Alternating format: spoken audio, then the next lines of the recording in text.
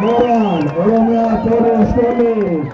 Kilaboota shambara dhufuu liigii olaanoo Itoophiyaa irratti hirmaatan adda baasuuf ramaddiiwwan afuritti qoodamuun dorgomamaa kan ture taphoonni liigii tokkoffaa Itoophiyaa kilaboota 12 gulaallii xumuraaf kaan adda baasuun goolabame. Dorgommichaan kilaboonni Oromiyaa 4 kolleejjiin poolisii Oromiyaa Duukam Sulultaa fi Mojoon dorgommii xumuraaf gahuu isaanii mirkaneeffataniiru. Taphoota ramaddiidaa marsaa lammaffaa magaala Bishooftutti dorgomamaa tureen erga hundaa'ee yeroo gabaabduu keessatti jijjiirama olaanaa agarsiisaa kan jiru kilabiin kolleejjii poolisii Oromiyaa qabxii 44 walitti qabachuun shaampiyoonii ramaddii kanaa yoo ta'u kutaan magaala Nifaas Silk Laaftoo fi kilabiin bulchiinsa magaalaa Mooxaa lammaffaa fi sadaffaan goolaban. Oromiyaa bakka bu'uun ramaddii kana keessatti hirmaachaa kan turan Gada Basaasaa fi Bulee Horaan hanga torbee 12ffaa qofatti taphachuun dorgommicha adda kutuu isaaniin gara liigii Oromiyaatti gadi sigigaataniiru. Walitti qabaan koree dorgommii liigii tokkoffaa Itoophiyaa obbo Zaayyoo Getaachoo dorgommichi haala hawwataa ta'een dorgomamaa turuu eeruun morkiin kilaboota gidduu ture olaanaadha jedhan. Dorgommichi baay'ee cimaa ture. Dorgomtoonni morkiin isaanii morkii olaanaadha.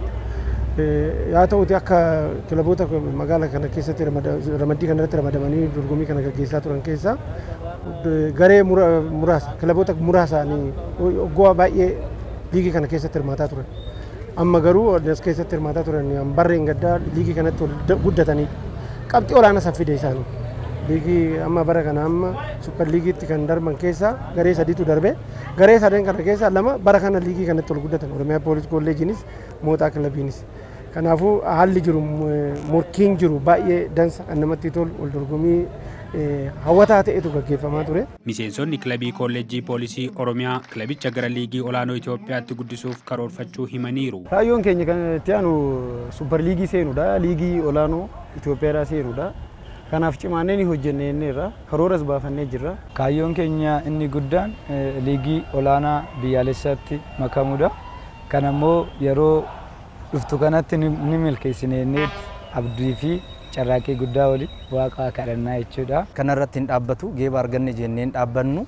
Kaayyoon keenya inni guddaan gara liigii olaanootti guddachuudha waan ta'eef dorgommii fuuldura keenya jiru kan ammoo ammas shaampiyoonii taanee akka guddannu abdii guddaa qabna. Daayirektarri olaanaa kolleejjii poolisii Oromiyaa gargaaraan koomishineraa Tolchaa Magarsaa kaayyoo kilabichaa milkeessuuf deeggarsi barbaachisu ni ta'a jedhan. Nullee akka keenyatti ispoortii kana cimsuudha jennee ispoonsara hedduu gaafannee jirra.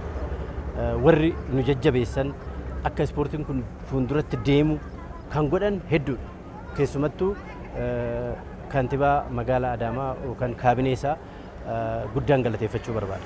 Qaamoleen hambiraas kan deeggarsa nu kennan hedduutu jira. Akka ispoortii kana akkaataa barbaanneen deemsisuu dandeenyutti deeggarsa nu godhanii jira. Borullee deeggarsa hawaasaa hin barbaada.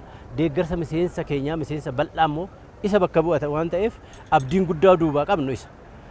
Miseensa hedduu qabna. Miseensi hedduun kun immoo ispoortiidhaa hiika guddaa kenna. Jaalala guddaa qaba.